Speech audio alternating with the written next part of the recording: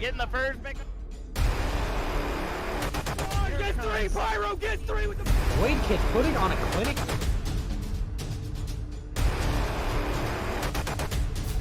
whole team's down. Oh!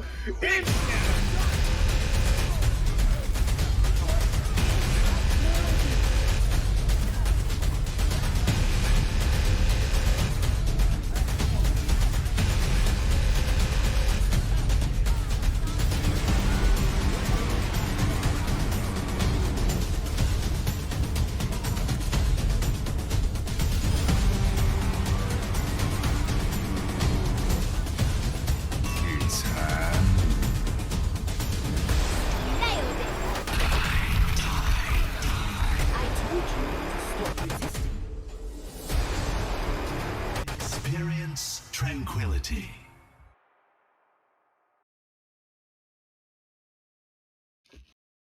Good morning, night, afternoon. Whenever you are deciding to watch in this broadcast, don't question me now, because I will be your play-by-play caster for tonight. Username _intel here, joined by Navino Overwatch, as we are watching Fighting Potatoes versus the Miami Yikes in an Harmony tier. Mr. Navino, how are you doing today? I was munching on some chicken before we went live. I'm feeling pretty good. Casting from my little sibling's bedroom. You gotta make it work. Gotta get on the grind. Drop the ego, focus on the grind. Or as the Devil Dukes say, drop the grind, focus on the ego. Oh, 100%. A bunch of the teams right now and Tranquility have been doing pretty well so far, but right now we're working on Miami Yikes, which are one of the undefeated teams at the moment, and Fighting Potatoes, who are currently 1-2, just not doing as good as they're hoping to. So it's kind of an underdog story that's going on in the game today. I really like to see this matchup because I think Fighting Potatoes, like, as we said on the podcast, like, there's some people on the podcast believe this is your potato. I know, like, they've taken maps off teams. Like, traditionally, I would say the Potatoes are, like, a pretty weak team. No offense, Mr. Yeti, but your Potatoes are kind of get deep fried most of the time. But this season, they look much more competitive. And I think that has a lot to do with, like, consistency because, like, I'm pretty sure Pugster's been on the team before. Sneaky's been running the team for a while. And, like, they've just gotten better every season, and it's really awesome to see. While the Yikes have been, like, last season, they were, like, a borderline playoff team, like, Stonky. I don't know who else. I know Turtles and Stonky are from last season's a Yikes team. And both are really solid. Both are really good. And then Stonky was, like, a standout. Like, a lot of people know him for his Hanzo, but I know he plays all day. It scans pretty well. So, Yikes at this point have become, like, they're in our top 8. Fighting Potatoes are not. But I could see Fighting Potatoes taking maps. I think this would be a good game, and I think this is a test for Miami Yikes. Because to me, where teams start to, like, drop off is, like, are they going to play down to the level of their opponent, or are they going to maintain that high level of play that makes them worth being ranked in the first place? I think if you're Miami, you definitely want to keep going strong in. This isn't an opportunity you want to be giving Fighting Potatoes the kind of map record loss. It's the reason why in Tranquility we have the teams play that 4-0. You want to consistently having that better map record. It can mean a lot when you're going into the playoffs. I mean, yeah, 100%. If you think about it, like, last season, the only reason, so 2 seasons ago, season 5, when I was on, the Joe Esports before they were the domination of the dominant force in Discord tier last season. Season 5, we only made the B group, which allowed us to get the 3 seed in playoffs, and even, like, not even beating the elimination group because of a map differential of 1 map. I think we beat Supernova, and then, like, we had, like, a better map record by 1 map, and then we got put in the B group. Like, if it wasn't for that 1 map, we would have had to play a much harder path to get to where we did. We were top 4 that year. We lost to the Heckin' Habaneros right before they won the whole thing. So, like, these maps really do matter. I definitely agree, especially when going into Busan as our first map. Busan is one of those harder maps to kind of be able to dominate consistently on, not only just because of the different varieties that it can bring, but just because of how some teams can be very dominant when it comes to the brawl, especially on the first points. Yeah, I think because, like, you see a lot of weird stuff at this SR.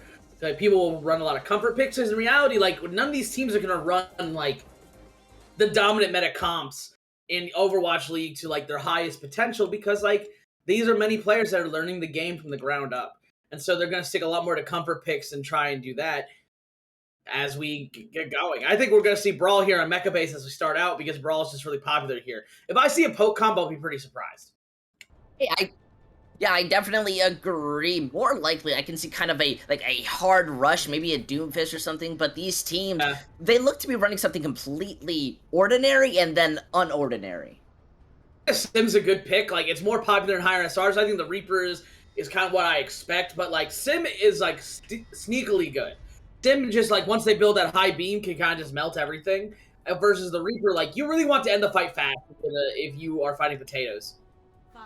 I definitely agree. It's kind of idea that you don't always think about just how easily they should be able to just teleport around from May walls and be able to play around the enemy team. There's an advantage to that, and especially if you're not ready to play around it, it can become a weakness. We are going to be getting a quick pause and a back, so we may be getting a different map as we have some technical difficulties, but that's nothing to kind of think of. Honestly, Symmetra has kind of recently been an underrated hero, I think. How the meta's turning slowly. I don't think she's necessarily underrated, but I think she really punishes teams that don't have great focus fire. Because if she stays alive in a fight, she just builds damage, builds damage, and just can melt your entire team.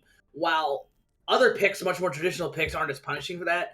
It's like, to me, the same way Zarya, to me, is more punishing if you don't have good focus fire. Because like the higher level you get, the higher likelihood is as soon as you personal bubble, someone just runs you over. Right? Because if you use personal bubble too early, if you like don't have it, like you basically just get screwed. Like just flat out. Unless you have a Doomfist or something to like buy you that time. And so I think excuse me. Wow. Look, man, I had to eat, your boys gotta eat sometimes, Understand, Mr. Chicken Man. Oh my gosh. Don't call I cannot believe you call me. We went back to lobby. We're just having some technical difficulties. So we're just going to get started. So I don't know if Mecha Base is where we're going to start again. We'll see. But I really do think that we'll see a lot of Brawl. And we'll probably see Stonky pull out the Hanzo. I think, like, I don't consider Brawl, like, an easy comp. But it's, like, it's easy to learn, hard to master. If that makes sense. Like, no, yeah.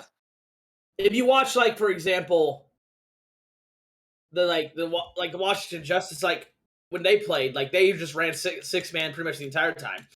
And if you can just turn up the speed, you can beat a lot of teams, especially if they're not good at the ball comp, right? If you're not confident in your own comp, it's really easy to get run over by by a semi decent Brawl or a semi decent 6-man. And now we're going to downtown, so I expect to see either 6-man or dive of some sort.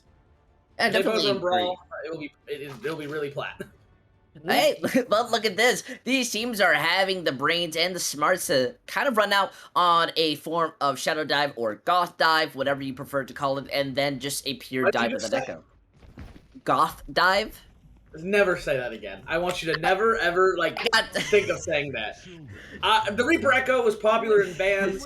The Reaper Sombra is more traditional. Both are forms of 6-man. I think in this SR, I actually favor the Echo because it's just the pure damage output of the comp.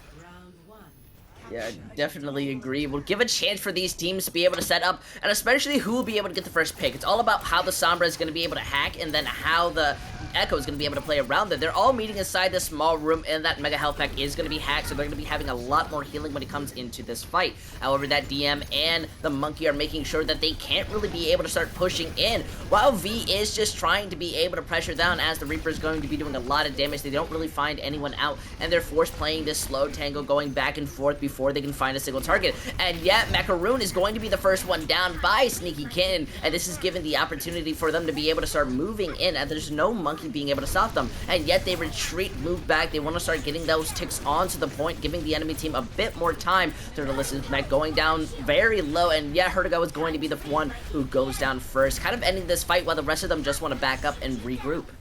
What's crazy is Stonky had such a nice hack on the Diva, and then the Miami Yikes didn't move forward at all. The whole point of the comp, if you're going to play the Sombra, once you get the hack on the Diva, your Reaper just has to walk in, and, like, you see Pithy, who's at 87 to their ult, while Virgo's only at 60. Like, the aggression and, like, the slow pace is much better for fighting potatoes right now. Definitely agree. But that Coalescence is absolutely massive, and Sneaky Kid's Coalescence is going to be hacked. They don't have the sustain, so they're immediately going to go down, so Pugster wants to be able to use that copy to try to even up the fight. However, the Death Blossom's not going to be getting much value when the EMP has shut down the entirety of their ultimate economy and abilities. The copy sure may have the bomb. They're going to be popping it up now, but they have to use the sound barrier just to be able to peel in for themselves. Even then, Pugster is going to go down somehow, and the Death Blossom's going to make sure that they start cleaning up the rest of the fight.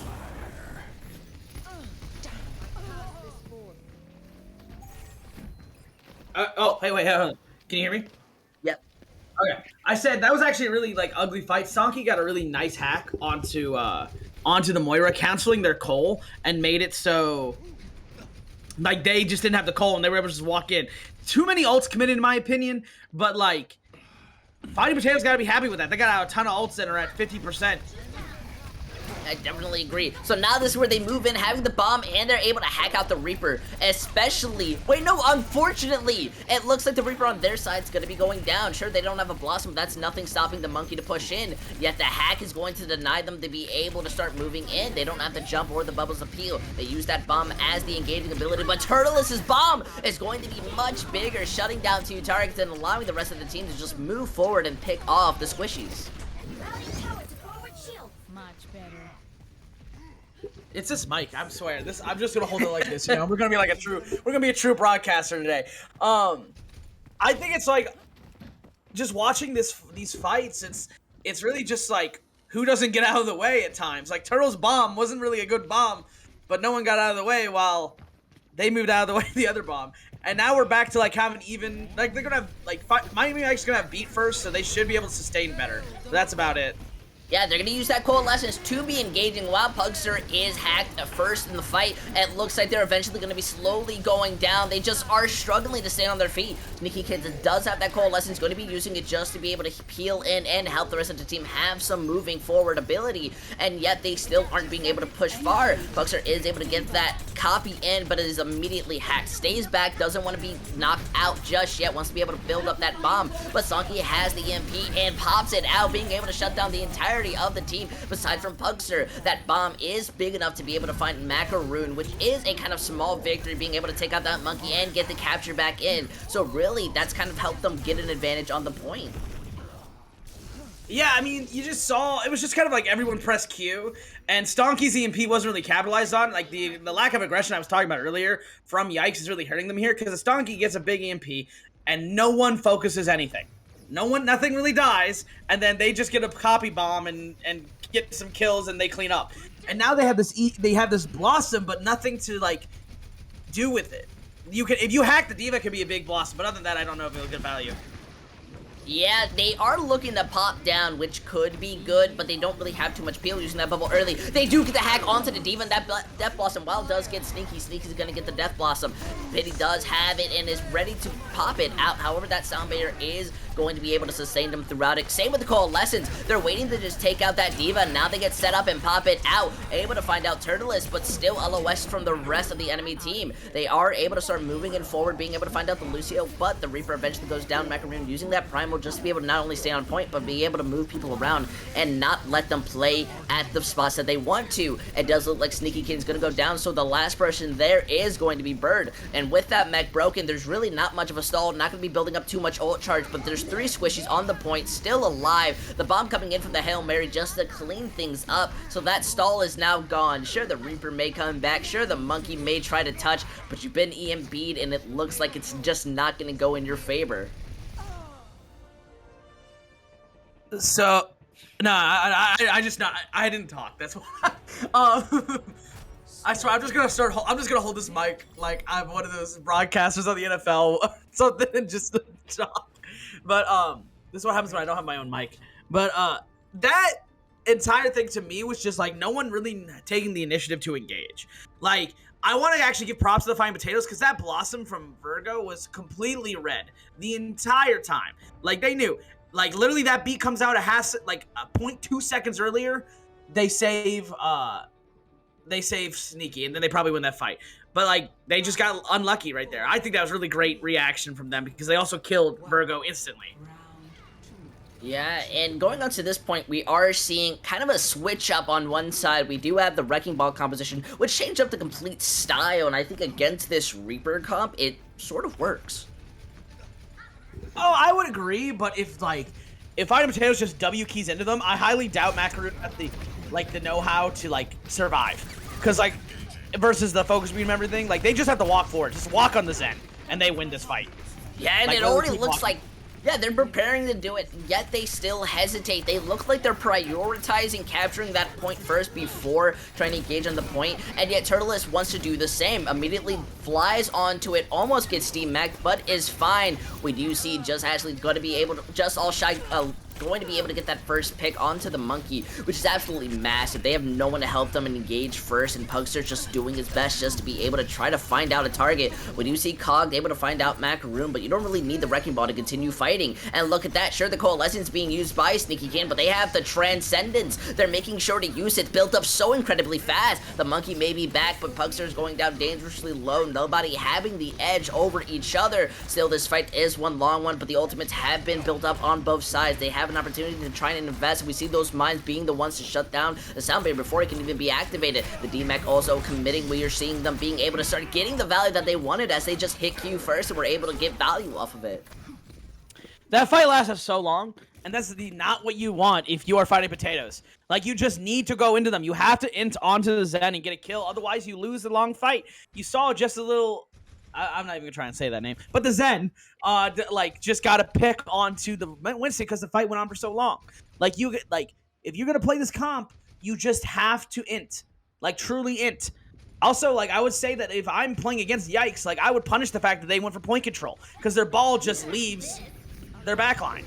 Yeah, but look, that bomb, it was used as an engagement or something. However, it's not going to go too far, and it gets bubbled. The pulse bomb being thrown in from the slam isn't going to find much, but it splits them up, forces Pugster to have to use that copy, and it still gets burst down before the mech is being able to build. They're just doing their job, splitting them up and eventually slamming down, doing some really good coordination, and they're struggling to be able to break it. Sure, we see that bomb come out, and it manages to find out Macaroon, but the Transcendence is there for the rest of the team just to be able to start pushing forward, and Stonky's on the best type of angle, and nobody's paying attention, so he's just on cleanup duty. This is the perfect example of why the ball comp works. Because if no one punishes the Zen, you just build Trans stupid fast. He is not getting... Sorry, they are not getting pressured at all. The Zen is not getting pressured. And if the Zen is not getting pressured, they are going to lose the fight.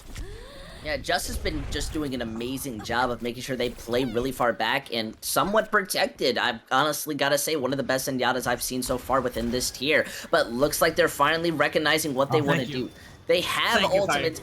They're pushing forward. They're even using that bomb as an engagement just to overstep their boundaries. And yet they decide to immediately go on the point and not dive the Zenyatta. The high noon is built from Stonky as they're going to pop it out, looking to just find the target. Yet the Coalescence and Sound Barrier are used. The high noon gets held up just to stall them out. Doesn't manage to shoot anyone, but it's just wasting time. Forces out both the Sound Barrier and the Coalescence. Then the Primal Rage gets used, but it's slowly being melted down. We do see the Zenyatta eventually going down, same with the Tracer, but they still have enough of the team to be able to contest that point. However, it does get capped over, so they might try to retreat, but the bomb is being used just to look for some type of advantage. Doesn't manage to find much, and we see the flank going out, but immediately going to almost be punished, but the Reaper's just barely going to be able to survive, and now this is the moment where they say, okay, maybe we should reset.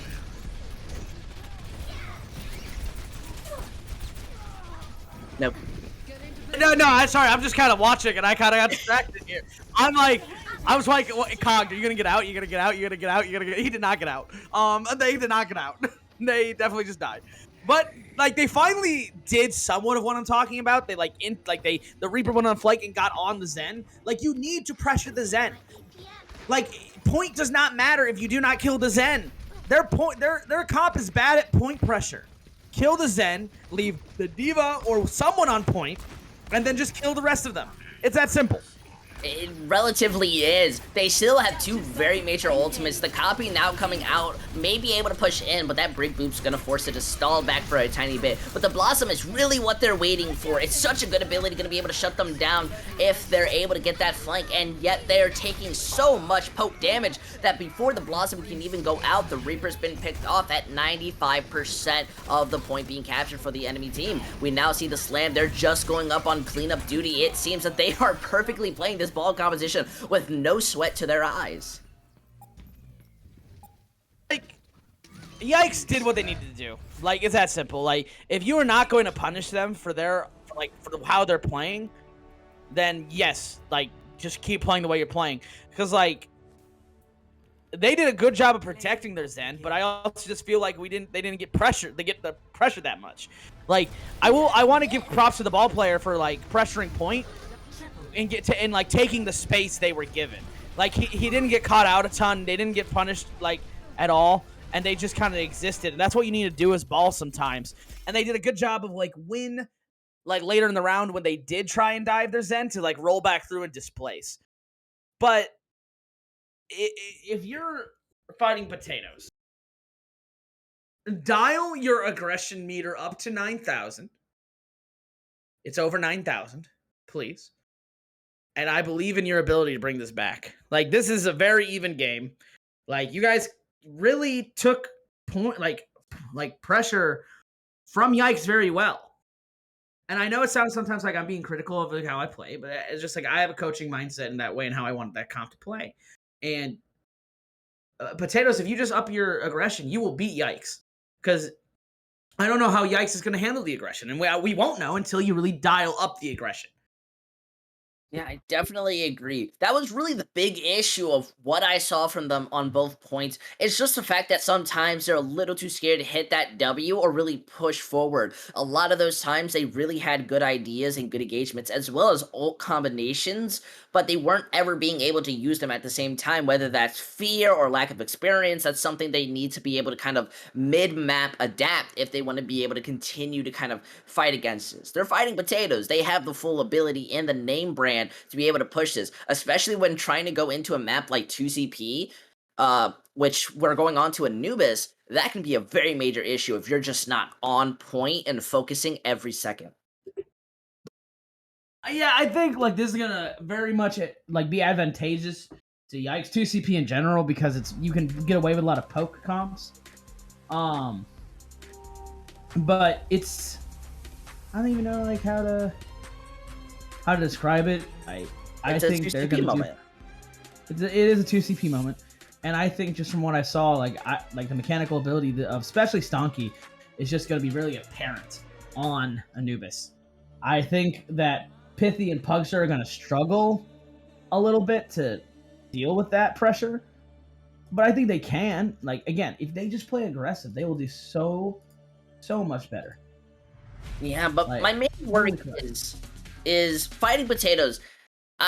Yes, their pressure was, but we're getting a side switch. So they're going on attack first while Miami Yikes are going on defense. We saw them run out on the oh wait, we weren't supposed to have a side switch, and yet they decided to side switch. A little bit unfortunate, but either way, the idea that I want to point out is Temple of Anubis is very kind of popular for the sense of being able to play a double shield poke composition, slow down the enemy team, force their time bank to overtime, and then maybe giving it to them. And that can be very scary for fighting potatoes if they're not willing to hit W.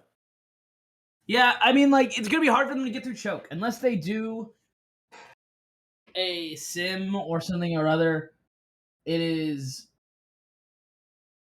I don't know how to describe it. Like, the team...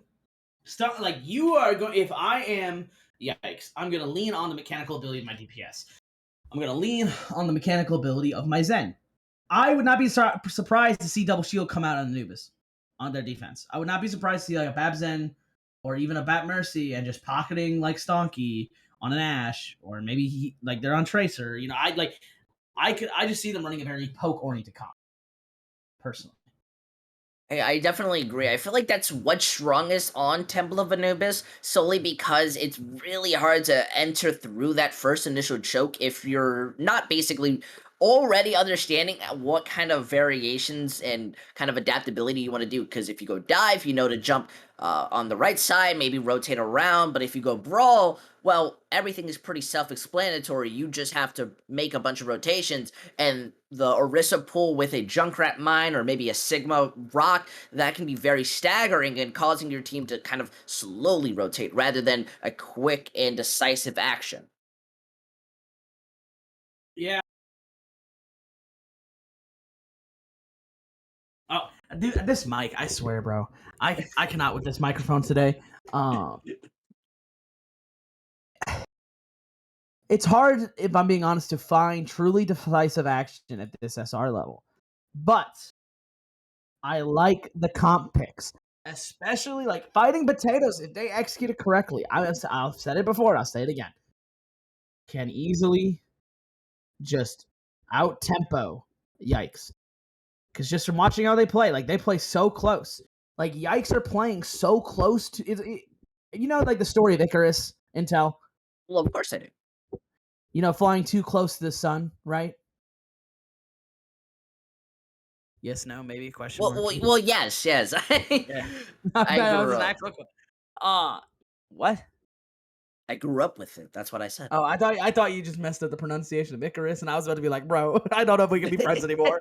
No. I also want you to know it's not. How you been saying Turtle's name? Turtles? It's a lot of S's. Yeah. Well, how you been saying it? Turtles. No, you definitely been saying like something weird. No, Okay, anyway, back to the story. there's no VOD of that. I think Yikes play too close to the sun, which is Potatoes comp. And the thing is, Potatoes just have to realize that they have the sun, and if they close the distance, they will just roll them. But they have not closed the distance. That's why a lot of teams will run the Sombra instead of the Echo, because the Sombra can hack something and then be like your go button. They can like make up that almost IGL gap if you have a vocal Sombra, which is why Sombra can be so powerful in the hands, especially if you're like roll locked and you're like a higher SR player that has the higher game sense. Playing Sombra at low SR levels is free low. I'm gonna be honest, it's just free low in a team environment. Like I played Sombra for Koala Kings, so like Based. I know based, right? Not anymore though. Not anymore. Oh wait, leaks. But it's just interesting because Sombra can be such a game changer. And like I said before, I like the Echo comp. Like the Echo comp can work very well with their pure output of damage, especially in a mirror match. But EMP is such a powerful ultimate. So ideally, you want to play faster than Yikes if they're running the Sombra because you want to get them before they hack. But they just didn't do that.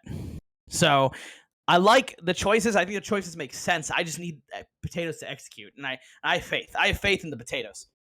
I definitely agree. I remember seeing them back in last season. They were interesting to say the least. But I am one for the underdog story, especially just seeing a kind of statistically weaker team just slowly improve. There's something very beautiful about seeing that. Although, what's not beautiful is being able to see the compositions that these teams want to run out with, because it can be a little pressuring us knowing the possibilities, but will they be able to play against it? Because we see the Potatoes running out on that double shield, however, with a soldier.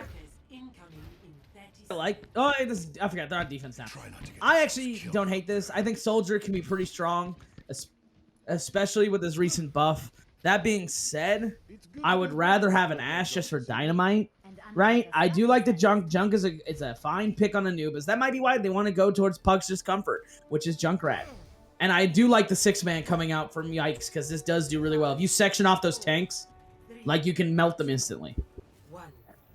Sombra's also just a really annoying hero against a double shield, because that Sigma can't do anything if you just delete its abilities. That's the entire point you play Sigma, kind of in this variety rather than a Ryan Heart mobility and the rocks. So it's all about positioning and how they want to engage, and I'm curious on this rotation though.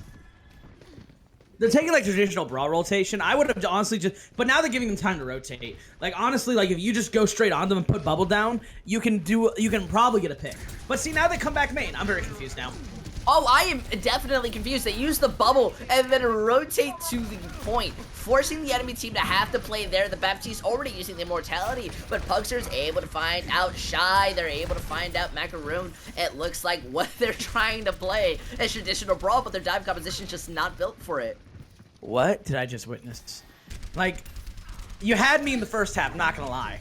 But after that, when they hacked, I think they wanted to hack the Sig, not the Mercy. But I don't know why you go point. If you go point, unless you like all get a point, have bubble and cooldowns to hide in a little room, and then get cooldowns back and dive. Like you want to dive on a target here, and they're just not doing it. Why do you use bubble? Yeah, they had to use that very big resource that denies damage and abilities just to be able to rotate to the high ground. And now it looks like they're just waiting to have a moment to dive while the Junkrat, Pugster more specifically, is building up the Riptire. The Sombra's even just waiting to just be able to find off a hack. Like truly, if the monkey just dives on top of them and puts bubble down so they can't get healed, you probably get a pick. But you're playing in a longer fight when you want to end this fight quickly. Yes, go Nerissa, please. Yeah, look at that. They managed to get the hack, and they're once again playing back on the point. It looks like they are going to force out a tick, but the Riptire finds out both of the supports. However, Sneakykins is gone, so this may kind of move it back to their favor if you didn't let the Mercy be able to get the res off, which puts the favor back into their side. They're just being able to play around, eventually managing to hack off Gogs, and then use the Primal Rage to boost them around. The Gravitic Flux even being invested just to try to shut them down, but still, their respawns are faster, and it just seems they're being able to focus them down. Interesting take, but it worked. I don't know what I just witnessed. I just witnessed chaos. The Chaos Gods have been satisfied with that fight. That being said, you know, they executed. They want a scrappy fight. That's where scrappy fights where you see the mechanical ability of Yikes come out, right? And they just did well. I think the focus fire from Fighting Potatoes probably like lost in that fight, and they didn't even force out ultimate. So now like Yikes can just take this with an EMP Blossom or EMP Cole, EMP really anything. Ooh, but it seems that they're going to be relying on this EMP. They get set up, they use the Coalescence, they get the hack onto the D.Va. The Immortality is down, and Stonks gets trapped in a trap just to be able to be shut down. So now they don't have the EMP. They have to use that sound barrier just to be able to peel for themselves, but they're slowly going down one by one. They don't have the resources to be able to stay in this fight very long, especially with the Visor popping out, looking to be able to take out the Reaper, who's just being able to LOS a little bit too perfectly, in my opinion. So we see Stonky being able to come back, has the EMP. Now they have an opportunity to retake this fight, but with Macaroon gone, I don't think it's really worth it, and even they agree as they retreat from the fight. If I am Yikes, I'm really happy with that because you use both your support ults, but you force out Valk, Window, Visor. They don't have anything else. Like, they have only Tire left, and you still have 3 ultimates. Your win con is the Blossom, the EMP Blossom, and you still have it. Like, yes, it didn't go the way you planned, but I'd be pretty happy with that. I don't know if I think the window from Sneaky, I think, was late and didn't need to be committed to win that fight. Yeah, but look at that. They've set up and they've popped it up, hitting 5 of the 6 targets, combined with the Death Blossom and D.Va Bomb. They're able to find out the Junkrat and the majority of the team who were just camping on the point. They do get that res out, but Pugster's not really going to be able to live long against this type of team comp. The Mercy just being able to fly around, the Riptire even being able to be poked out. The Shatter is coming back, so maybe this can help solve their small issue because that bubble is only going to be broken, and it may be not massive as it really doesn't hit anyone. They're just able to play around, and now they're putting back more pressure. They've gotten that first take. It's what they needed to be able to have that win condition, but now it's even better because they don't really have anyone who's stopping them. The hack is even on the Lucio, who can't wall ride and try to stall things out. Even a Torbjorn Pugster coming out just to try to be able to stall, use that Molten Core, but it's just not enough. The Coalescence just making sure it melts down anyone, and sure, this Wrecking Ball may be there, the D.Va may be there, but the Focus Fire is on point. There's just nothing they can do. Even Ertigo has the Death Blossom coming from the high ground, being able to drop down, may not be able to find someone, but it lowers down the Lucio just enough to where the team can start cleaning up. And while this fight may be long and drawn out, there is a good reason. The sound barrier rebuilt up, they have the sustain, and we just see them wanting to be able to lower this tiny bang. Yikes pulling a Yikes, although they do stop it at 1 minute and 56 seconds.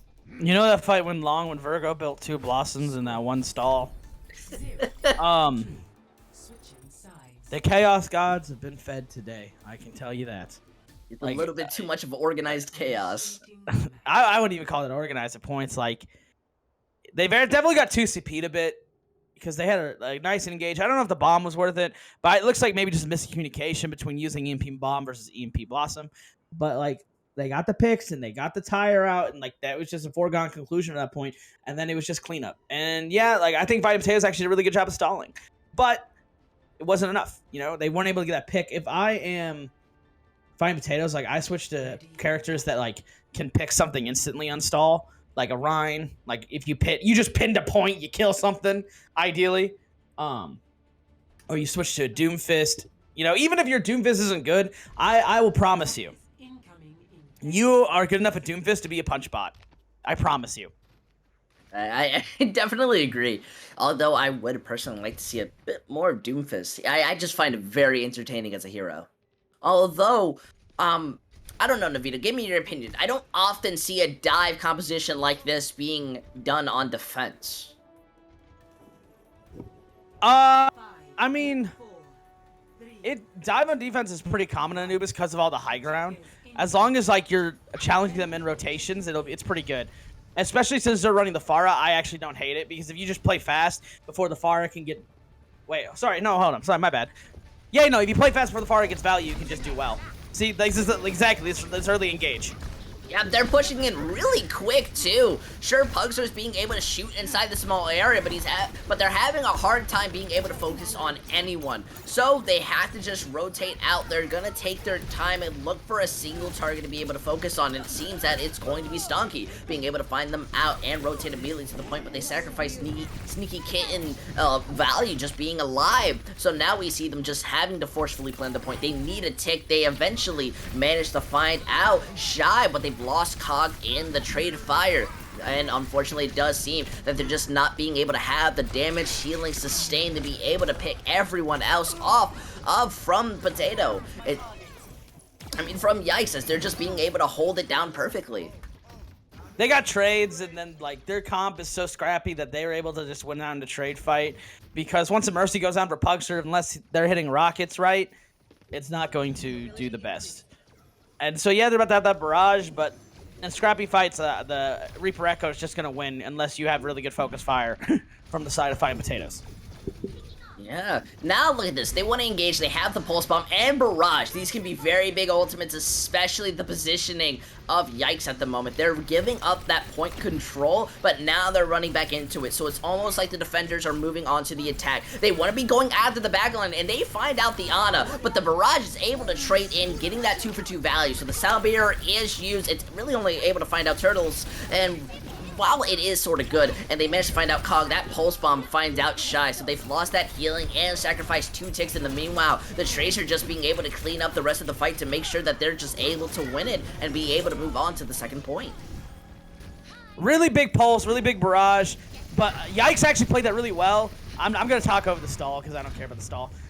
Did it really well of like punishing the fact that like Fighting Potatoes is never letting Sneaky get into position with them. Sneaky is just kind of getting left out to dry, and they can just trade that every time. And their comp needs the Ana to survive and to win, you know? I don't even think they use Nano. Oh wait, fight's already starting. No, yeah, they didn't really use Nano, but they used that bomb. They're able to get the 2K. And now this is the moment they want to push forward. We see the counter bomb coming in from Turtles, but goes a little too far in, yet still managed to find out Pugster, and they don't even have to break a sweat to win back this fight. Sure, they had to commit the Coalescence at the end, but still worth it. Good bomb engage. The other team just had ultimates to sustain, if I'm being honest. And I think without the Ana, your comp's going to struggle, because like, yes, it'll be harder to dive Sneaky, but now you don't have the Nano engage. Yes, you have Cole engaged, but your comp doesn't necessarily want to engage that much. It's more about poking. And so Ana's better for poking comps, in my opinion. I would say a lot of your opinion, because it is. I would say it's fairly more kind of true. The Moira has limited resources. Even while they're pushing in, Macaroon has used that Primal Rage just to be able to survive. Sonky uses the copy just so they can make this a full engage. While Sneaky may be going low, Cog uses that full Vout just to be able to sustain them through. They're having a hard time being able to focus down a target, and eventually it is going to be Pugster down. But you see Potatoes just not being able to keep themselves alive or really be on the same target, and eventually that's going to be their downfall to be able to kind of win this fight. Yeah, I mean, like, again, like, they're being the initiators. Like, that's what I like about Yikes right now, is that they're just initiating each fight. They're not letting them get set up. They're not letting them choose their engagements. They are choosing them for potatoes, which is exactly what you want to do when you're playing against a fire. You want to play faster. You don't want to give them that time to poke. You don't want to give them that room. And Yikes is playing that win con very well. Yes, I think they might their focus fire makes it a little dicey at times, but they are still playing the win con of just playing fast much better than potatoes are right now. I see what you mean. Although I will give them props for still running out on this Pharah. I don't know how well it's going to be doing. Sure, you've built up that barrage, but it's a risky play, especially when Hertigo is able to get a 2K with the Death Blossom, and then you don't even have the time to be able to get value off of your own barrage. Please switch. I think they need to switch at this point, because like Anubis second's not even really great for Pharah anyway. Yeah, we see. Okay, they're gonna go to traditional brawl. They're going to traditional brawl. Pythia, I don't think the pulse bomb's worth it, my friend. I think that you might just want to swap Kree or Reaper or something at this point, just because like you're. But I love this close hold though. The close aggressive holds from Yikes have been so good so far. Yeah, I definitely agree. They take these fights early and they know how to use their abilities. The Soundwave gets used just to be able to save Macaroon from the edge of life. And that coalescence is really just to signify that they will never press S. They're just continuously moving forward, they're getting value, and they're shutting them down before a fight can really take place. I just want potatoes to initiate with Cole. Like, I think they're holding on to ults too long, looking to like get max value. Like, if they're doing a close hold, commit your ults early, because then they have to commit ults just to keep you outside, you know, and then they don't have those ults for next time around. Like, but you've held on to this Cole for a couple minutes now, so I really think like they need to engage. They need to pick and engage and go for it. They have not done that so far. Yeah, you make a fair point, and yet they seem to do it here. That bomb gets used as an addition. Find out Cog. That's a little bit curious. I have to check the cam and eventually being able to find out the McCree. They don't really have the heroes anymore to try to take the fight, and the rest of everyone on their team is just ult charge for the entirety of Yikes. Yeah, I like that they use the Cole, but it's more so a response to them getting like just close held every single fight. Like they're taking like all these fights out in the courtyard, which is great. Like they are again, like, and what's great about taking fights out there, if you lose it and they go to point, like by the time they get to point, you are respawning, and you will get a definite stall, even if you get wiped here. Yep, you make a really great case. I didn't even think about that. When you see Sunks use that copy as the engagement, the shatter may be big, but there's no follow-up quite possible without your McCree being able to start clicking those heads, especially with his Death Blossom built up. The bomb is used instead just to be able to hold it, and the last person alive is the Diva, but that's just a bit unfortunate, honestly. And they're gonna stagger Bird here, and probably, I don't even know if they get a touch. Oh no, they'll get a touch, because Pugster's in position as Tracer. Yeah, but you need it to be on that 30-second timer, and you don't have the heroes to be able to. Even Cog uses Sound Barrier to be able to help touch the point, and the Blossom is still built. The Coalescence is still engaged just to make sure that they can't touch, but it's basically just a small momentum difference, or major if you count it like that. Even the Monkey just trying to be able to do as much as they can, but that Blossom just a little too early until the Wrecking Ball comes, but is melted down nonetheless. Sure, the Tracer does their best, but like I said, it's a small momentum difference as we see the Miami Yikes being able to take out Temple of Anubis fairly quickly. Yeah, really good hold. Like I think their defense is much better than their offense. I think their offense was kind of lackluster, but their defense is really good because they kept taking those early fights, which never allowed the slower comps of potatoes to set up. And thus, like, since they did that, they just always had them on the right foot here. And as I said before, you can lose a fight out in the courtyard and still contest. Like, that's what's so powerful about taking fights out there. Honestly, it's a whole different momentum than I really expected from this type of division. However, we are going to be going to a quick halftime break, so make sure you stay tuned because Fighting Potatoes, they're not ready to be done. They are not ready to go on the menu today because they'll be back after this quick break.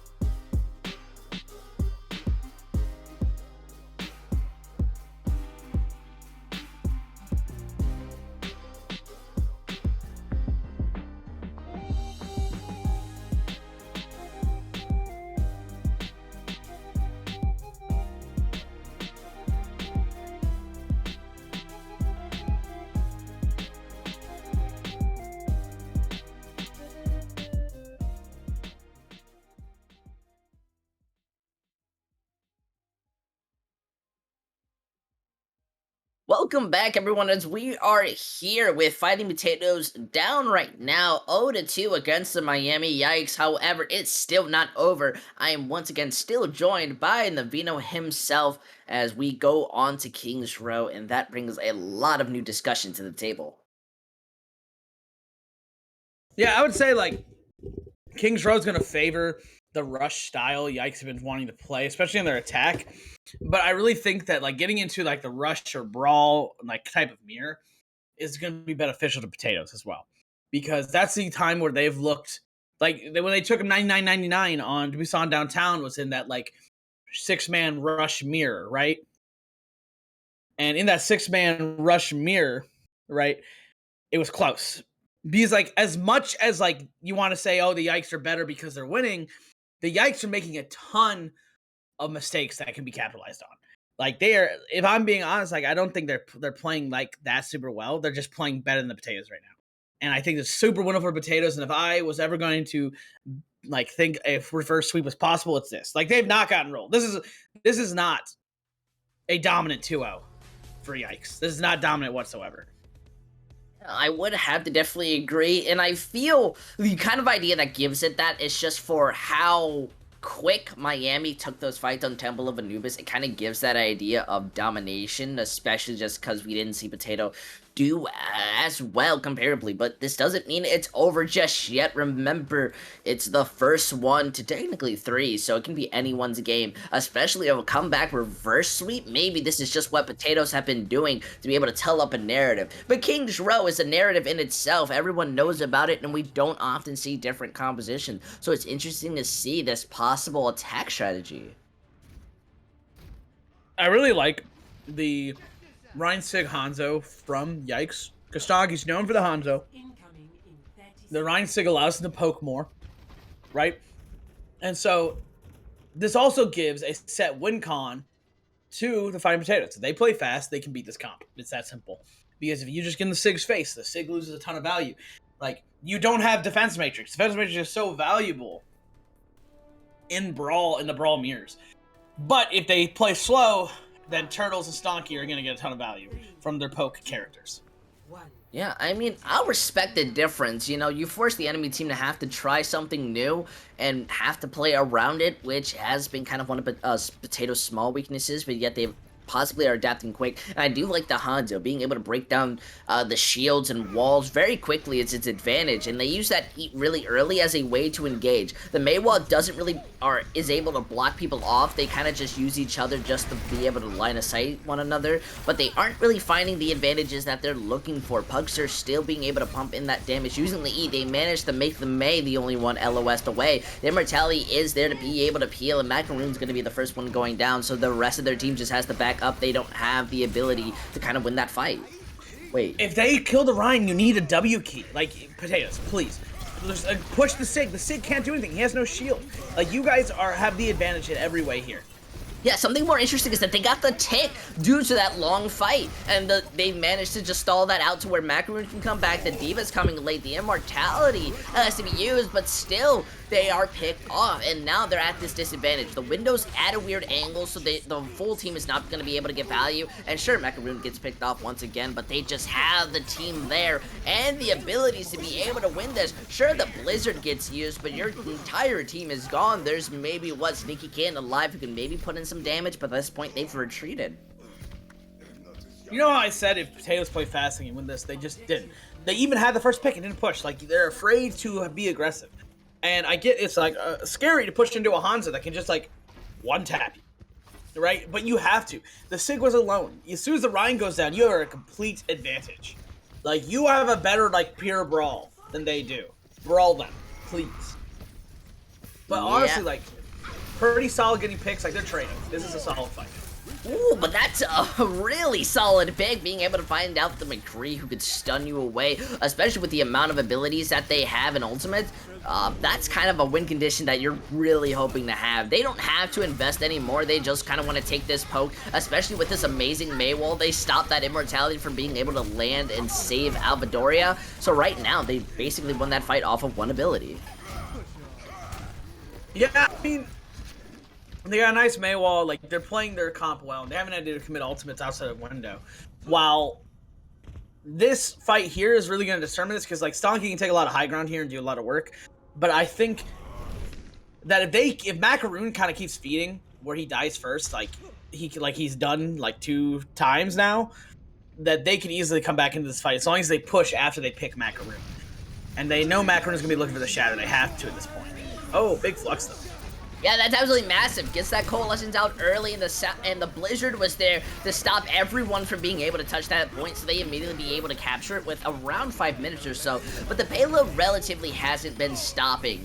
But, however, not only does Puckster switch over to the Junkrat, but they have 3 ultimates, so this could maybe slow down the momentum.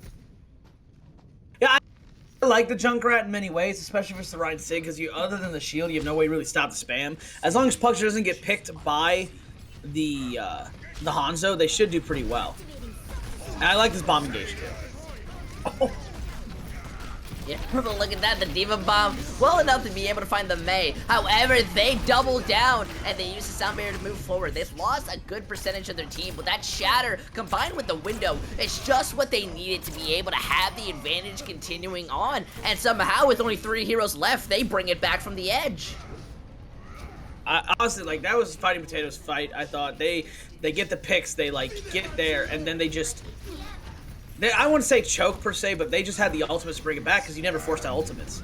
Well, now they're not paying attention to Sneaky Kitten, who gets picked off and was stuck being hit by the Reinhardt. Now the High Noon gets Maywalled and eventually picked off. They need to find some type of advantage if they're not getting the picks. Like now, the Wrecking Ball can only spin to win for as long as possible. The McCree is coming back. The Baptiste is coming back, but the Immortality doesn't last for too long. The Hanzo's in the best angle possible, and they are just sitting, taking their time and taking their turns, being able to pick everyone off one by one. It's really only at 2 meters left, and in the end, that Blizzard's going to secure the fact that they cap it at 3 minutes and 30 seconds. Score.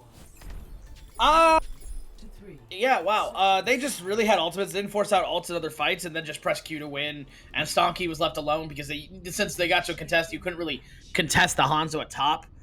So it was just rather unfortunate, in my opinion.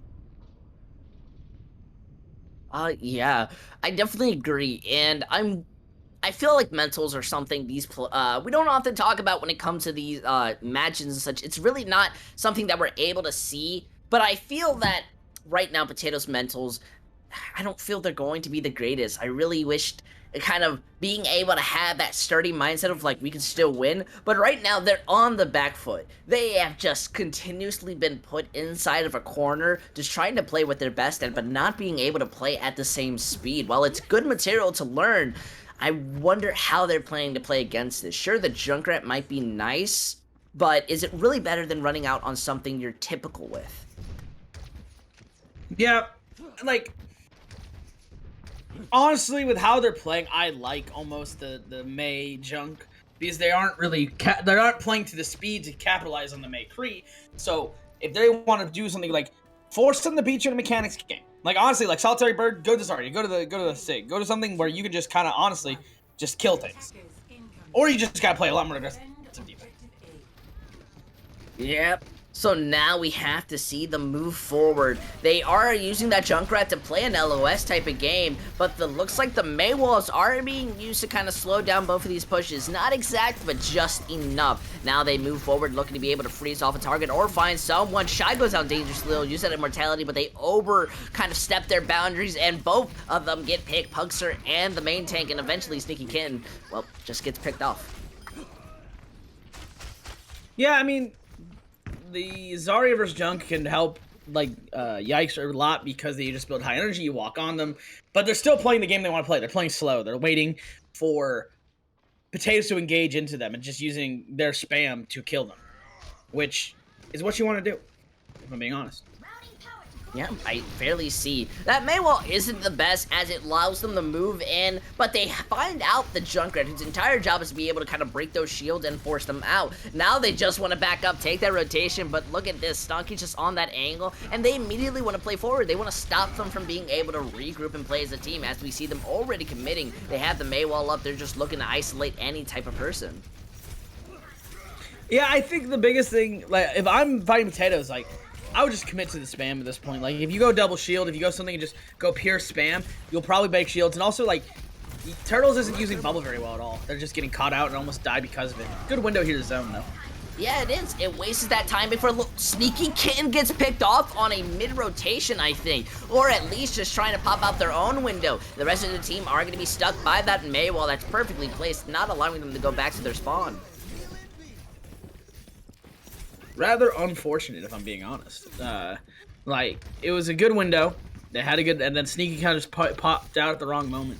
Now, if I am Potatoes, I'm waiting for, what's it called, for Turtles to use their bubbles, and then they just window and melt everything. Because they have the spam damage with the Junk and the Mei to do it. Like, they can poke.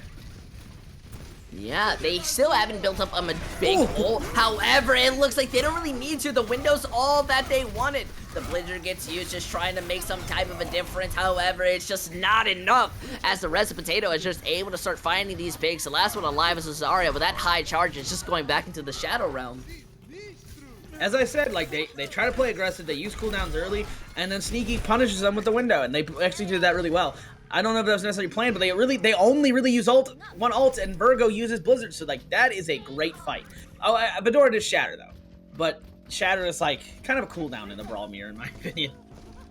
I definitely agree. It can be something different and variety, but I really like how kind of the aspect of what Junkrat's gonna bring right now. We see them wanting to play close, especially with this Graviton Surge, but they get the Mei wall off. That's really all they needed to secure the team fight victory, because the rest of Potatoes can't really push forward. But I'm more scared to see how Turtles wants to use this Graviton Surge. Will it be eaten, or will it be able to get max value combined with the Dragons? It'll be interesting to see, but I have faith in the Grav Dragons, because it's a fairly easy combo. Now, unless Bird, you know, does the unthinkable and just eats one of the two, it'll be very hard. Oh, I like this Blizzard. I definitely agree. They're trying to backtrack, but they're slowly getting picked. The sound barrier is used to try to enable them and survive for a bit longer, but it's equal trades going in and out. We do see the Lucio eventually get found, as they're just not able to retreat, but this is still in the favor of any type of team if they decide to invest. However, it looks like Miami, they want to give some respect, they want to back up until they pop up. The Graviton Surge weren't paying attention, uses the Dragons, and the Immortality not fast enough to be able to save Pugster, and the rest of their team just slow pickings for the entirety of Miami. I would agree. Like, it's just, I thought was like a really good fight for Potatoes. Kind of went south. I don't know about this Echo pick, but like, it went south because Stalky was able to just sit in the back again uncontested and just get picked, because Hanzo can do that, and they had the ult to sustain. Even though, like, they had really good Blizzard, they had a good everything else. But they still haven't used the tire, which I'm kind of surprised. Surprised by. Yeah, they used that window early, but the Blizzard is placed so perfectly with that Mei wall that this Immortality is really just an ability to stall out the time for the entirety of Miami to get that ult charge. Yeah, I don't know how I feel about that. It's like, it's definitely a hard thing to do to, like, eat those Blizzards, but if I'm Bird, like, you know, as soon as they start rushing you, you have to know they're looking for it, right? And I think they've done a really good job of mitigating damage on the engage, but they use all that DM, and then it's just an easy Blizzard, right? And the window was a good idea, just, oh, big slam. Oh my goodness, that Shatter! Able to hit out 5. The Immortality late combined with the Riptire has guaranteed this sad little hold to be put down, as they're able to start finding some ground. Yeah, that's a wild time. I'm very surprised, and you know, Fedora came up clutch, and now they're gonna keep moving this payload. And yeah, they're in one fight territory, but this gives them a chance to take point B and keep this match alive. Yeah, however, the Dragons is built combined with the Windows. That's a really big ultimate, specifically on this point, solely from how you can just LOS them being able to touch or have to play in a small choke. We see that window popped, and they're just looking to use it to be able to pump in that damage into the shield. The Shatter goes out, able to find a couple with the Immortality, just barely fast enough to be able to peel in for them. However, that sound barrier is what they're looking for, just to be able to keep moving forward. Pugster builds up that copy relatively fast, looking for the copy. He's gonna be able to find out the Reinhardt going in for the charge, gonna hit the pole, not fast enough, and yet they're still able to find the values and picks that they want, so they can start moving it in, and yet nobody's really being able to move the payload for as far as they want. Short Turtles is alive, but there's just a stagger at this moment. Honestly, the whole reason they win this fight is because Sneaky hits the immortality of their life. Like, Sneaky hits a clutch immortality, they live through the shatter, and then they're just able to sustain and win out the long fight.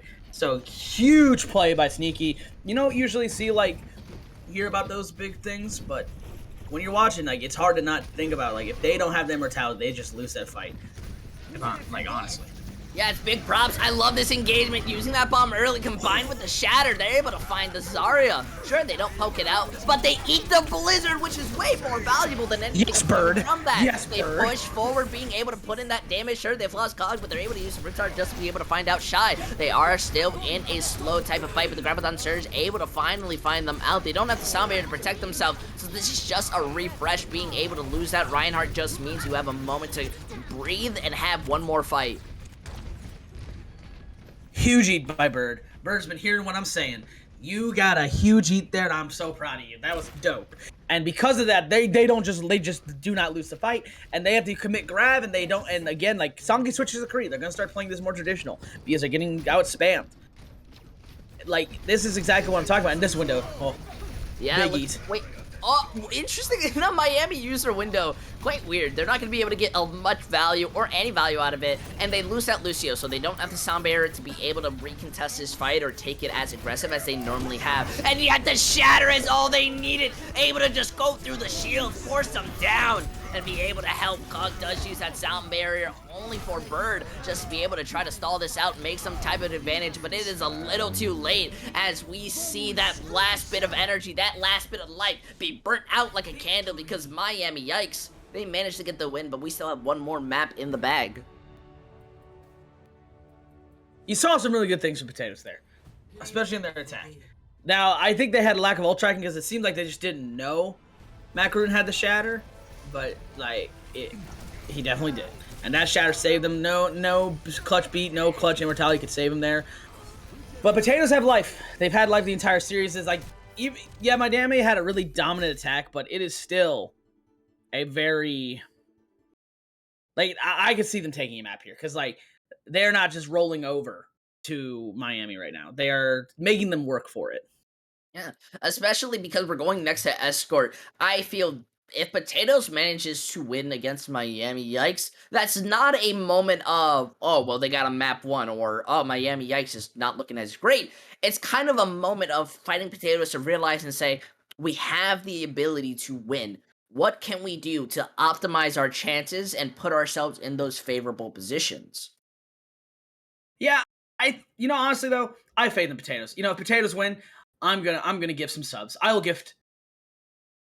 say 5. Yeah, I'll gift 5 subs because you know what month it is? It's September. I will give 5 subs if Potatoes win this next map. I will gift 5 subs because I believe in the Potatoes, and so I will bet. And so I'm gonna say if they win this next map, I will give 5 subs. And you can give subs for 20% off this month to the Overwatch Tranquility community, and all that money goes right back into the community. Oh yeah, it's something great, and I don't think we really mentioned that at all. That's my bad. Definitely forgot about the September, or definitely kind of the outfits that me and you both have from the shop, ! Store, if you want to be able to check out the beautiful merch. Got myself a marsupial jacket with the logos and everything. And then you got Joey Esports for some reason. Hey. Dominant forces, all right? Marsupial's going for the Triple Crown this year. Triple Crown this season. Trying to get, I didn't realize I was like, how to frame. The Triple Crown. Trying to win all 3 tiers. That's the goal. And maybe Koala will repeat in Harmony. We will see. I think it'll be fun, and I am excited to see the rest of this season. But again, remember, y'all, you got to hold me to it. If Potatoes win this map, I will gift 5 subs. Fair enough. The next Intel, are you subbed to Overwatch Tranquility? Well, of course I'm subbed to Overwatch Tranquility.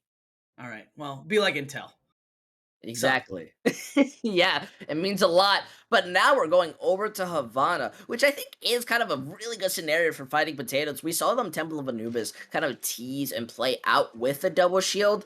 Oh, wait, no, I think that was the opposite of Yikes. However, it still favors that double bubble or kind of the brawl composition that we've seen them try out, especially with that kind of like small flicker of a big flame that they had. It's a great idea for them to be able to push forward and kind of break it back.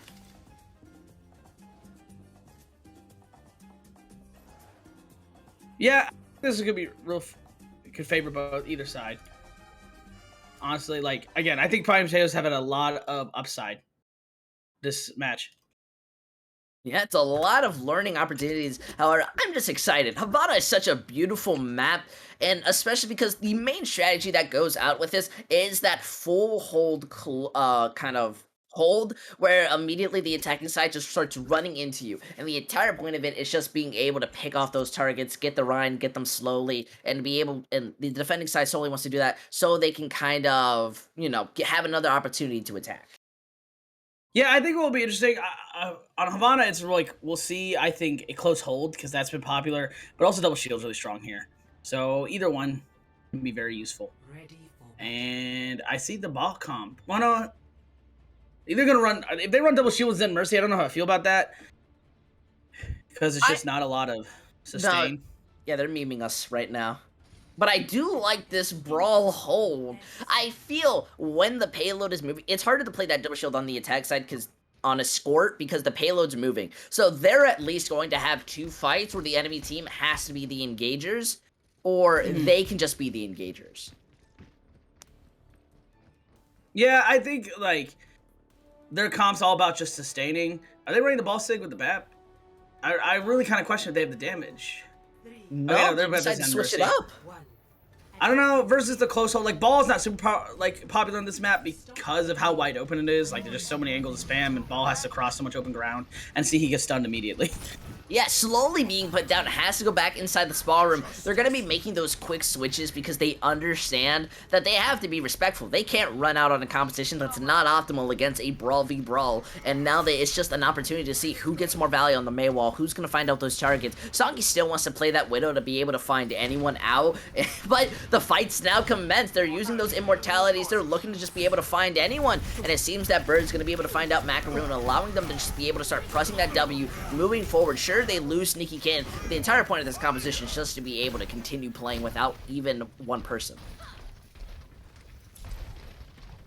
Honestly, really great fight there for Potatoes. Like, I love the brig pick because they know they want to run something in the beginning. They shut that down. They force, Yikes, change their plans, and then they just hold strong because they have that Reaper damage just to hold them in place. And Zari's doing really well. Yeah, look at them. Now they're pushing forward. Cog does manage to get picked out, but they've done their job. They've done what they needed. They managed to hold that for about a minute, which is really great because now they're all going to be able to regroup and have about 1 to 2 more fights to be able to bring this back, especially with the window that they're building up and maybe a shatter. This is a great opportunity for them to have some form of hold. Yeah, I could definitely see they have a time to touch. I like the echo swap. Like, they're just trying to go come with the damage here. Like, they're playing to their strengths, right? Instead of trying to necessarily up the tempo, they're just trying to up the damage. And sometimes upping the damage is what you need to do. Yeah, it does seem that the freeze almost manages kind of Vidoria, but they're just being able to survive. Big shatter. And the massive shatter on both sides, but the Death Blossom is much bigger as they're just able to get the 2 picks that allows them to move forward. Unfortunately, they still are kind of losing this fight as we see Miami just being able to pick it, but they're still being able to stall. They have the rally. They switch over to Soldier so they can immediately touch. They use the Blizzard just to be able to find out the Sigma. It's a lot of resources that they have to put out on the side of Miami just to be able to cap this, and that's a great condition. I think the off angles is really what helped Yikes take that fight, is because, yes, they get hit by a Shatter and they get that huge Shatter Blossom combo, the Fighting Potatoes too, but then you have Stonky on the off angle just able to capitalize on the fact that they're all pushing and not looking at him, and I think maybe a little lack of focus fire kind of hurt them there, and they're able to bring that fight back because they just have the playmakers to do it. Well, they use that bomb really early, which helps to find out Solidarity Bird. Sure, it doesn't finish them off, but they managed to punish out Macaroon, interestingly enough. They even use that rally just to be able to have that armor and sustain. Oh no, Cog does get walled off. It's going to take that. They're fine. Purely fine. I don't know if the rally was really necessary. Again, Sneaky's had some really great immortalities. Keeping the Sig alive, and then they punish Macaroon there for pushing up with the damage, and they just melt them immediately because Sneaky had that huge immortality. I really like this window as well. It doesn't matter that they're walking up here. They're still in the enemy's LOS. And look at that, they have to just move forward. And still, they're just being hit with so much damage that Pugster and Cog. This is what they get value off. Not only stickies, but close quarters combat. Again, Sneaky just has good immortality after good immortality. And then, like, the immortalities allow them a few extra seconds for the Braid to get value and them just to win out because they have so much damage. Like, if you don't kill something immediately as you push in, it's just, Yikes is going to have so much difficulty pushing this. So, you know, the more and more I watch, you know, I definitely am feeling pretty good about gifting some subs for September. Hey, I definitely agree. So now we see the rotation, and a really good one, using the high noon combined with the window. They do stand out, but the Eat is sucking it up, making sure that there is just no damage being put in. So Pugster wants to be able to use that copy to move forward. This extra long rotation has hurt them, especially with the Griveted Flux perfectly slamming down, making sure they just can't survive. The rest of their team have to go out of their way to die just to be able to go back to their spawn room. Again, like, the immortalities, they're doing a lot more ult combos. Please stagger. There we go. Like, they're just playing like so, like they're playing to absorb their brawl, almost the rush, more than they were before. Like, they are absorbing it and letting them push in and then getting picks because of it. Now, Stonky goes to the Hanzo, so you could get some random picks here and there, especially on those off angles. But if Solitary Bird can keep tracking them, just put a shield in their face, they can still just keep absorbing this rush and just doing so well. Like, again, the Sneakies saved them so many fights, and then they just they have superior damage, so they win. Yeah, the bongo being used at a good time. They need to use that sound barrier just to be able to stop the visor, especially with the blizzard. This does give them room to be able to push this. This is still relatively one hold, but once again, they're having to use really big resources to be able to win these fights. And then, like, that, if I'm Potatoes, I'm really happy with that fight. They had to use Blizzard. They had to use Beat just to stay alive, and all you used, I mean, like, yes, you use Bongo and Visor, but you still have Rally and Window coming into this fight while they just have Shatter and Bomb. Like, you rally into them, you have to sustain. Like, I would rally as I'm walking upstairs and just walk into them. Because even if they shatter you, it's going to be hard to burn you all down with all the armor you get. Look, it's like they can hear inside the VOD as they do it. And Maywall manages to kind of get them stuck inside their own room somewhat. And while the Shatter is able to find the rock, it's going to stop them from being able to be there. Immortality saves them from that bomb. Unfortunately, Sneakykins is not able to get out that window fast enough, but the stall's still there. Being able to force this to under a minute and still have that stall time bank, that's really good. And they have a really good moment to be able to hold this, especially on the long angles of third point. Yeah, I really, like, they got massive value. Like, Stonky was able to just poke, and, like, since they were all going down to choke, the Hanzo got maximum value. Again, Sneaky had a really, really great immortality. They had a good rally. They had the ability to win that fight. It's just they got the picks that were needed. Now this window's going to make it really hard for Yikes to push up. Yep, look at that. It's beautifully placed to where they have to use the Maywall just to be able to stop it from getting any value. The rest of their team don't have the room or the speed boost just yet to push forward, so they're giving themselves a moment. Our Solidarity Bird does the right thing, uses that flux, forces out the sound barrier. They do lose a Soldier 76, and they make that window come out, but they just play the angles, they're playing around it, and they still have the copy. Combined with the Bongo, those are great win conditions. Even being able to find out the May and then using the copy just to be able to push forward, they're going to stop this push immediately. Yikes! I mean, Potato's doing a really good job of just giving the space so their pokier comp can get value. Because, like, if they have to commit cooldowns just a close distance, then that is, like, to the advantage of this double shield comp. They're, like, crossing open ground, just getting spammed out. And yes, they have their own spam, but Stonky can't 2v1 this, like, long-range battle of, like, between the Echo, Soldier, and him. You know, it is a hard thing for Stonky to do, and their brawl comp is just going to be inherently at a disadvantage because of how much open ground they're covering. Yeah, and now it's going to be really hard to move in because that Bongo gets used perfectly. Combined with the Visor, they've managed to pick out the Lucio, and they just move forward. The Immortality saves them a bit from the Dragon. However, Stonky just managing to get the Stonks is going to be able to pick them out. This is still one fight territory. Wait, is that a 6K? That was 100% that's a 6K. I think, for Stonky. Wow. That's insane.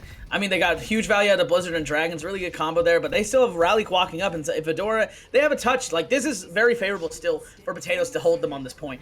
But I like how Yikes is backing up, trying to buy them some times to get everyone back, because they did trade a little bit. Yeah, they have to use that rally right now to be able to sustain throughout the fight. The Shatter comes, but it's blocked.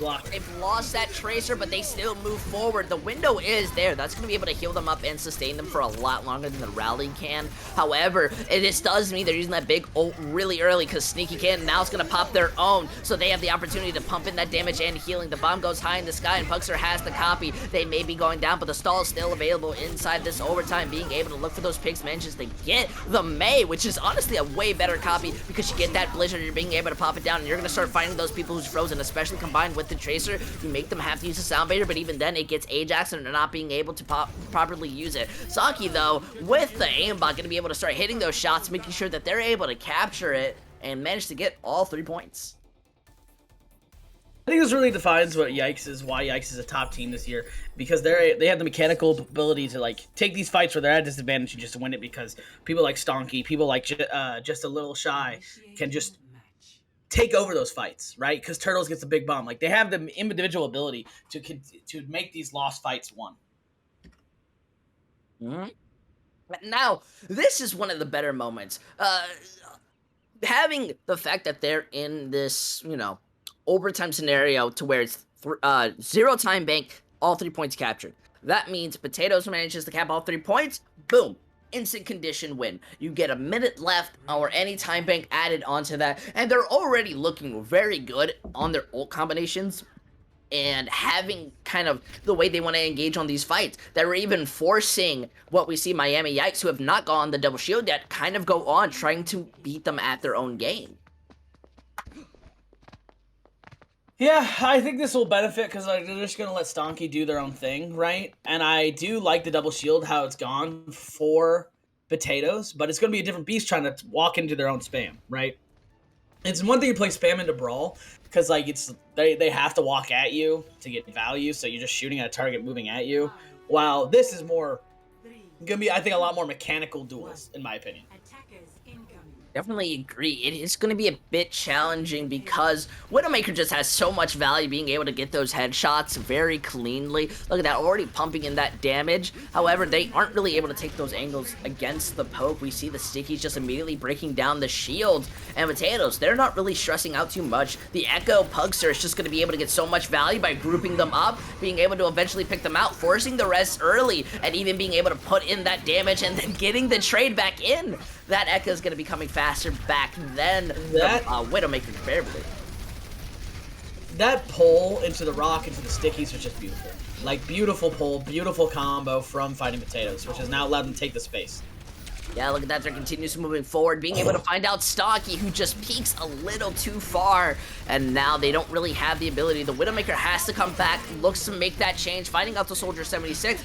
But the Immortality gets used. They need that for this moment as we see the Widowmaker. I mean, we see the Baptiste just being pressured out. Shy just has to use so much resources on themselves. The window eventually gets built. Now they're being able to pump it up. We do see them make a beautiful rotation, being able to play around it and eventually pop out their own. But the Widowmaker still uncontested until I get proven wrong as they manage to find it out. The fight still commencing, looking to just heal up as much as they can. But the window on the wrong side of the point, just not going to be able to do much. That pull comes in. It's going to be slowly shutting them down, but they get a next rotation with a copy.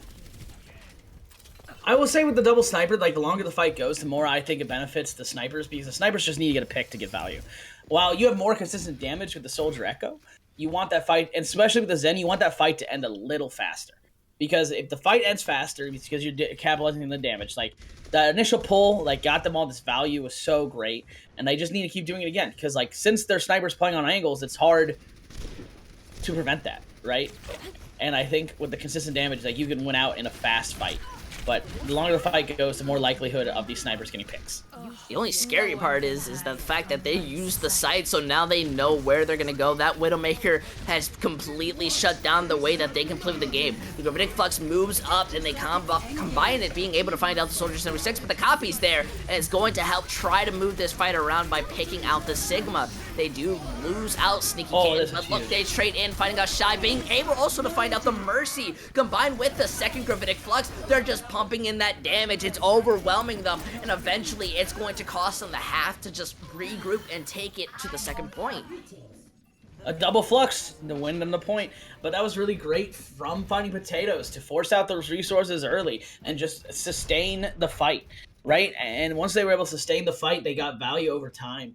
I know I said that, like, a slower fight benefits the snipers, but in that case, since it was an ultimate battle, it really, like, they were able to absorb the things really well, and Pugster had a huge copy and just got a huge value out of their flux. Like, the pull flux is great. Like, the pull combos for both teams have been nice, but I think Fighting Potatoes have just made it look so easy in how they combo their pulls and everything right now.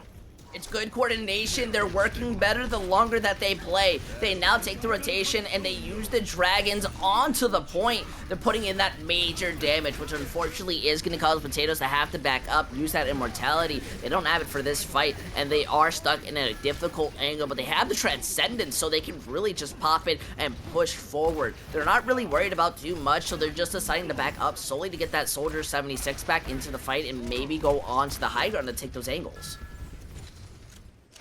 Yeah, I think, like, it's... I really like the disengage from Potatoes. They didn't really lose anyone, per se, but they did a great disengage, and are now going back at 6, because they just have superior damage still. And I love this window. Oh, beautiful window combined with the visors pumping in that damage. They're able to find out Stonky and then eventually take their rotation. I mean, that was a sacrifice of a lifetime. However, it still made them have to use that res and Valk just to be able to gain back some room. Transcendence is still built up, especially with how low the team is. They really aren't too pressed about using it. We see the Grid Flex pop outs able to find 3, and once they lose Sneaky Kitten, they decide still to use the Grid Flex. Transcendence may have been a fat finger, unfortunately. I think also, like, they just held on to it for a while, so they were just like, when am I going to use this, right? And I think it's hard to pick when to use trans, especially if you don't use it for that first flux, because it's like, what do I use it for? I would say use stuff aggressively. I also think they're making a swap here. Now they're on Reaper, they're on Echo, and they're on a Mercy. So I think they're going more so to just play for, like, frontline rushes while Pugster does damage from an angle with a Mercy pocket, which I kind of like. Oh, but this window, though. Definitely see using it, being able to pick them off before they can make that rotation. It's both a curse and blessing of double shield. Yeah, really nice window. Like, they got him right in, there was nowhere really for them to hide, and they got him using mid grasp, right? Kinetic grasp. So, like, they didn't have it for the whole window. They could just pull rock them because it was just an easy combo there, and they punished it with the noon as well. And it was a really, really good window, really good pull, really good coordination from Yikes. Yep, now this is the room. The dragons gets used, they're able to see through the eyes. And that's somewhat beautiful, being able to find out the Mercy. But the copies there did able to kind of save them with a double immortality, I think. Which helps give them room to kind of confuse the enemy team, especially with that Bongo. They're pumping in that damage, just looking to be able to find the picks. Fortunately, Victoria does go down, though this does mean they do get a quick reset, especially with Pugster being found out. Yeah, I mean, I think the challenge of the Reaper pick is that you need to get close to do damage, and the entire point of their comp they are running is to keep space and kill you before you get there. So it makes it very hard. You see them switch to the Lucio, you see them do all these things, and they're kind of recognizing that they need to close that distance. And it is last fight, but they still have Flux, right? And they really have nothing to stop it as they kill Immortality. So it could very winnable for Fighting Pins. Oh, unfortunately, they do lose Clog very early. However, that Immortality is going to be able to peel, and they stop the Gravitic Flux before it can really get major value. The High Noon is built, and they're just starting to click heads. Hard to go, just making sure to prove Navino wrong, just making a clip montage of their own. And while this may end in a 4 owns, I have never seen Potatoes looking more cleaner than ever as Miami Yikes being able to win this out. 4-0 really doesn't do this match justice. Like, Potatoes were competitive the entire way. Maybe, like, a little bit outside of the attack on Kings, but, like, they made them work for it. Like, it was not just, like, it wasn't like Potatoes just rolled over. It was very winnable with points, and, like, just, if I'm Potatoes, I'm taking this and going really, like, feeling pretty good in the next week. Because, again, like, Yikes are rated pretty highly this season, right? And for a good reason. They are winning the games they need to win. They are playing at their level, and they are doing really well. So, yeah.